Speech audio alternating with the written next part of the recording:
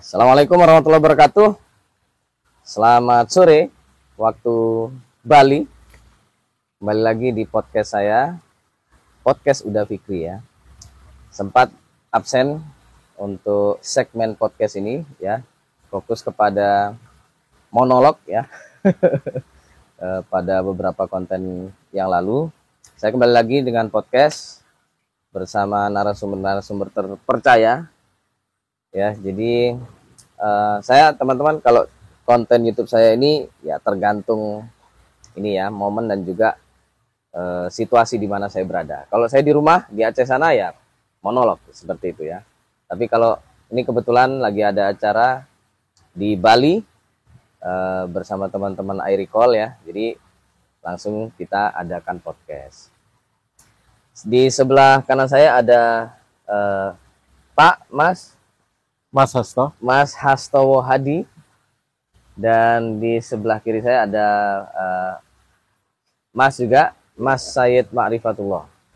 Ini keduanya adalah sahabat karib saya, kolega saya di iRecall, di Indonesian Researchers for Language Learning and Teaching ya. Nah, ini kami akan membahas sebuah tema yang cukup menarik ya, karena kebetulan kami juga pelaku sebenarnya dalam tanda petik ya, atau ya betul ya pelaku ya. Nah itu yaitu tentang mengejar beasiswa. Gitu ya Pak Said ya. Nah kami ingin membahas terutama pada aspek syarat-syarat administrasi pendaftaran beasiswa. Untuk saat ini kami akan fokus kepada beasiswa dalam negeri ya, terutama dalam negeri dulu. Kalaupun nanti mungkin sedikit banyak kita akan membandingkan dengan beasiswa dari luar negeri ya. Dari luar negeri tanpa menyebut nama beasiswanya ya. Kami tetap menjaga marwah gitu ya, lembaga. Jadi silakan Anda cross check sendiri beasiswa apa yang kami maksud gitu ya.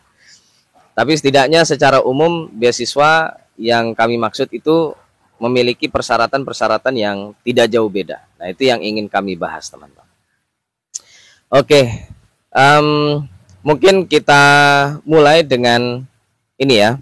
Ini kebetulan Pak Hasto, Mas Hasto juga Mas Said ini merupakan dosen ya, dosen di lembaga di STDI Imam Syafi'i. Boleh, di itu kampus swasta. Iya, betul. Gitu ya. Terus Pak Said Universitas Hasyim Asy'ari.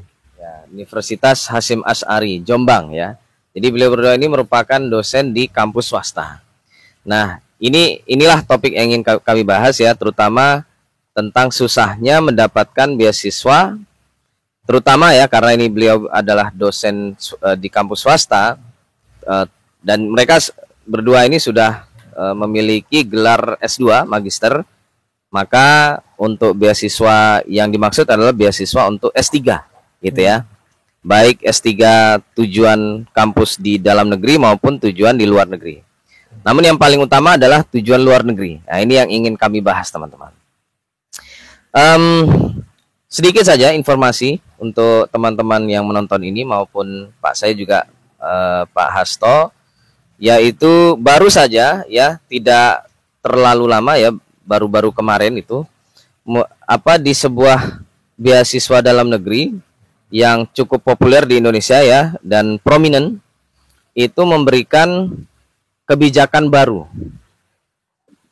untuk syarat-syarat mendaftar beasiswa ya, yaitu tidak diwajibkannya sertifikat bahasa ya, baik TOEFL maupun IELTS bagi pendaftar beasiswa beasiswa ini. Namun itu tidak berlaku untuk seluruh skema yang ada ya. Jadi beasiswa ini kan memiliki skema-skema yang berbeda-beda. Ada skema reguler yaitu umum untuk siapapun saja. Terus ada skema targeted istilahnya ya, yaitu orang-orang tertentu diantaranya seperti PNS, TNI, Polri gitu. Terus ada juga istilahnya afirmasi. Nah, afirmasi ini macam-macam ya. Yang saya tahu sih seperti pendaftar dari daerah-daerah tertinggal gitu ya, 3T gitu ya. Terus ada juga afirmasi dari teman-teman yang ada di Papua sana, itu termasuk afirmasi. Ada juga afirmasi bagi lulusan penerima beasiswa bidik misi, itu masuk ke ranah afirmasi. Nah, bebasnya kewajiban sertifikat atau sertifikat bahasa itu hanya bagi pendaftar afirmasi. Gitu. Ini kalau dipahami atau dilogikakan, terutama ya, kenapa kok untuk afirmasi itu ditiadakan kewajiban ini ya, sertifikat bahasa itu, diantaranya karena afirmasi ini kan bantuan gitu ya. Yang saya tahu untuk beasiswa ini, penerima beasiswa ini untuk skema afirmasi itu banyak sekali manfaatnya. Dulu yang saya tahu, meskipun diwajibkan memiliki sertifikat bahasa, ya, mereka tetap diberikan ini fasilitas pengayaan bahasa, dan itu gratis. Nah, gratis. Kadang mereka ditaruh gitu ya, atau untuk pengayaan bahasa ini untuk latihan kursus ya, kursus bahasa baik IELTS maupun TOEFL, terutama IELTS biasanya.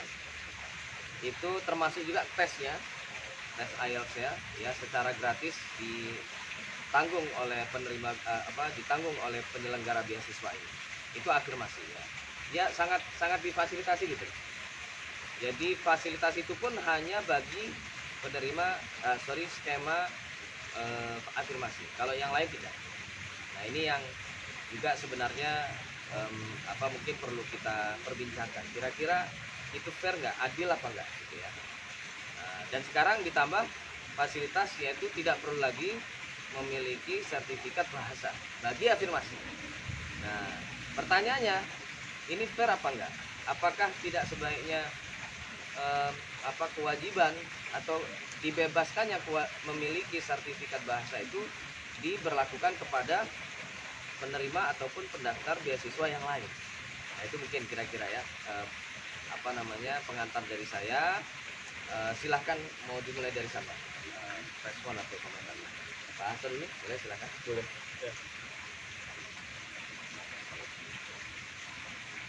Silahkan, Pak. Ya.